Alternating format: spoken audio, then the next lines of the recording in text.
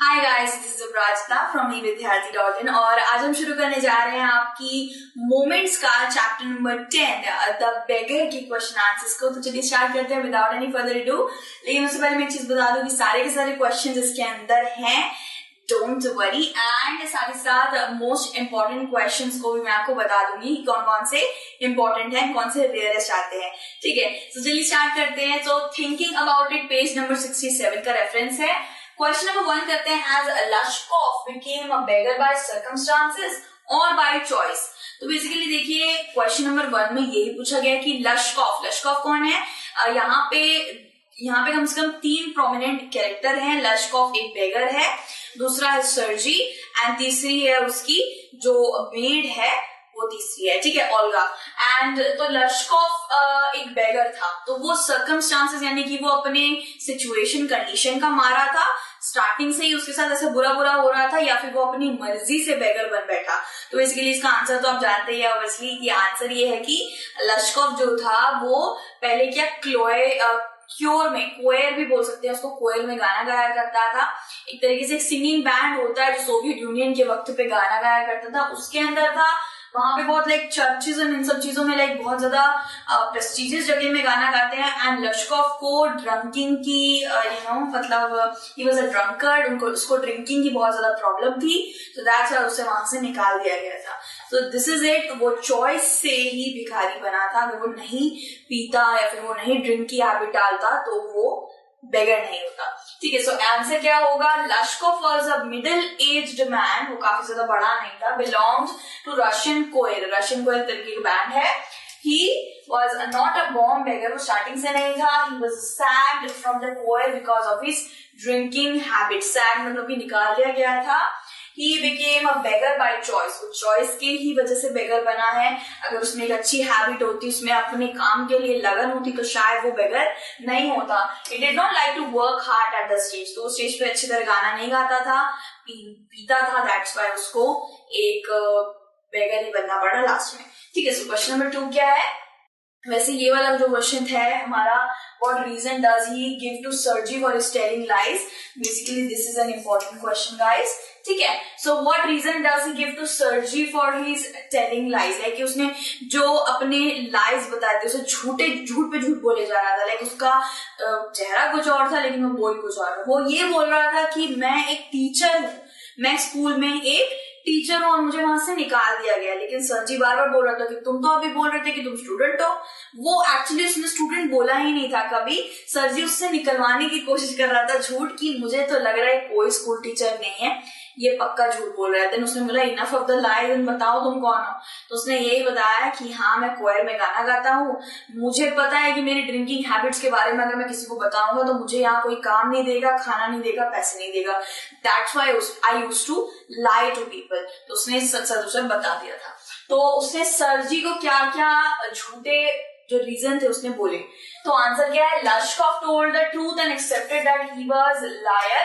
तो उसने अपना जो वो इतने झूठ बोल रहा था उसका एक रीजन बोला कि नहीं मैं तुमसे सबसे झूठ बोल रहा था और मैं एक्सेप्ट करता हूँ कि मैं झूठ बोल रहा था। मैं सच बता देता हूँ। Formerly he used to be singer, कोई सिंगर हुआ करता था कोयर के अंदर। He told lie to seek the favour of others, वो सिंपैथी लेने के लिए या कुछ ग्रहण करने के लिए वो झूठ बोला करता था। If he had spoken the truth, अगर उसने पहले ही ट्रूथ अगर वो बोल देता तो उसकी कोई भी मदद करता ही नहीं। So he decided to tell lies. तो उसने एक तरीके से ठान लिया था कि अब से मैं झूठ ही बोलूंगा। उसने ये झूठ बोला कि वो एक टीचर है और सर जी उससे बोलने लगे तुम तो मुझे बता रहे थे कि तुम स्टूडेंट हो, लेकिन फिर बाद में उसका झूठ पकड़ा गया था। ठीक है, सो क्वेश्चन नंबर 3 क्या है? Is Lashkov a willing worker? Why then does he agree to chop wood for Sergey? So this is a kind of important question, like 50% important है guys. ठीक है, so Lashkov क्या willing worker था? क्या वो willingly अपनी पूरी आत्मशक्ति देख के क्या उसे काम करना अच्छा लगता था? जैसे हमने इससे कुछ क्वेश्चंस पहले देखा कि उसे काम करना पसंद नहीं था, वो स्टेज में बहुत आलसपना दिखाता था। ठीक है, so why then does he agree to chop wood for Sergei? क्यों? अगर वो विलिंग वर्कर नहीं था तो वो चॉप करने के लिए, सर्जी के लिए, लकड़ियां तोड़ने के लिए क्यों वो एक तरीके से उसने मंजूरी दे दी थी। तो ऑब्वियसली उसको कुछ तो करना ही था, वो अपने वर्ड्स में एक तरीके से षड्यंत्र में फंस चुका था। उसने सर जी को बोला था ठीक है मैं आपके लिए वुड चॉप कर दूंगा, ठीक है। उसने सर जी ने उससे पूछा था कि क्या तुम कुछ काम करोगे मेरे लिए, वुड चॉप करोगे? तो उसके पास और तो कोई चारा नहीं था, थोड़ा पैसा कमाने के लिए, थोड़ा खाने के लिए उसको करना ही पड़ा वुड चॉप, ठीक है। सो वैसे तो देखा जाए स्टोरी के अंदर उसे वुड चॉप नहीं करने पड़े थे, उसके लिए ओल्गा ने करा था, ठीक है। सो वो हम बाकी उसके ऊपर भी क्वेश्चन है वो भी हम जाएंगे।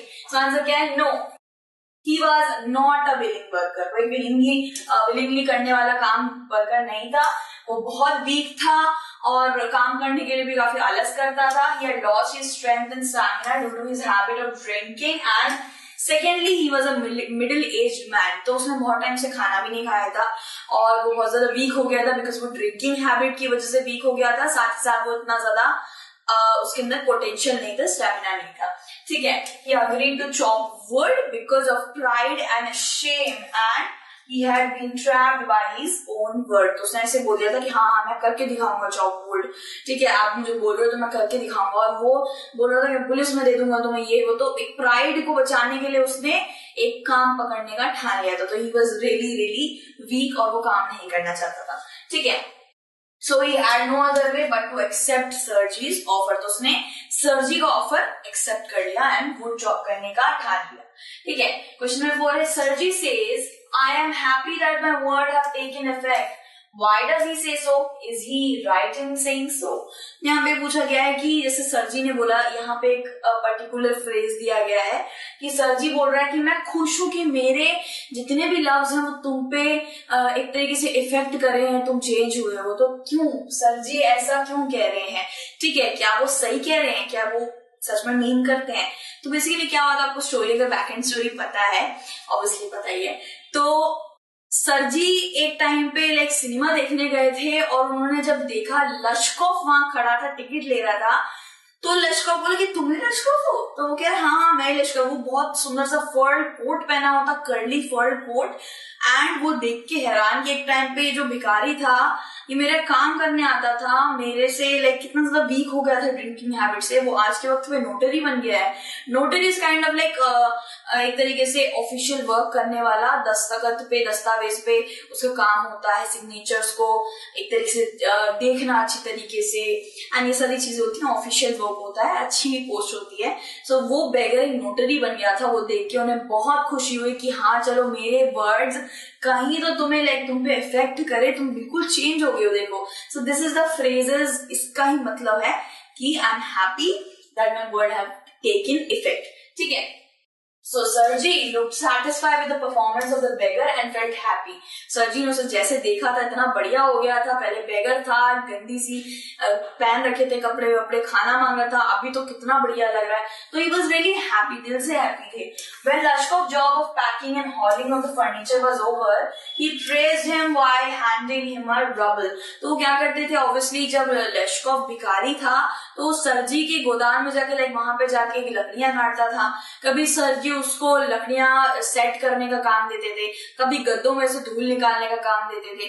तो Sergei was a really good man, right. So Sergei ने उसको हमेशा काम देते रहे और रबल देते रहे। Rouble is a currency in Russia. तो काम देते रहे, पैसा भी देते रहे, कभी कभी कपड़े भी दे देते थे, ओल्ड ट्राउजर्स भी दे देते थे, और आगे जाते जाते जाते जाते वो इतना बड़ा इंसान बन गया, ठीक है। एंड क्या है यहाँ पे क्या बोला गया है, but he was not right in saying so because Lushkoff had not developed the habit of working hard. लेकिन लश्कोव को इतनी ज्यादा लाइक उसको बोला गया कि ये करो वो करो, पुश करा गया, लेकिन वो हार्ड वर्क नहीं करता था। He was still an idle fellow। तो वो तब भी एक आइडल फेलो ही रहता था। क्यों? वो तब पागल क्यों बोले जा रहा है, वो तो नोटरी बन गया है, लेकिन इसलिए बोला जा रहा है क्योंकि ओल्गा लकड़ियां काटती थी, ओल्गा उसकी जगह काम करा करती थी। सो वो भी हम आगे देखेंगे। So question number 5 है, Lashkov is earning 35 ruble a month। How is he obliged to Sergi for this? तो अब नोटरी बन गया है, वो एक तरीके से उसको ऑफिशियल वर्क मिल गया है, तो सर्जी से वो ऑब्लाइज यानी कि सर्जी के ऐसे कौन से एहसान करम है उसके ऊपर, लश्कोव 35 रबल कमाता है मंथ के अंदर। तो ये भी कभी कभी एमसीक्यू में आ जाता है कि कितने रबल कमाता था मंथ के अंदर। सो इट विल बी 35, ठीक है, 35। सो आंसर क्या है, Sergei played very important role in improving the condition of the beggar.